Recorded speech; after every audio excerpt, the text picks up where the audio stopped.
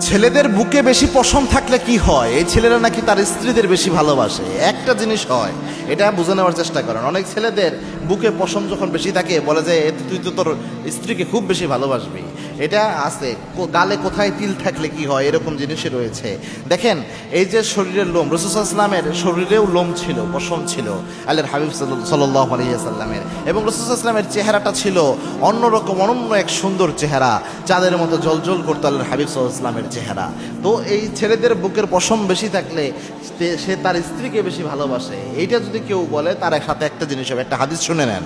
আল্লাহর হাবিব সাল্লাল্লাহু আলাইহি ওয়াসাল্লাম জানিয়েছেন, আত-তিয়ারাতু শিরক, যে কোনো ধরনের কুলক্ষণ সুলক্ষণে বিশ্বাস করা শিরকের অন্তর্ভুক্ত।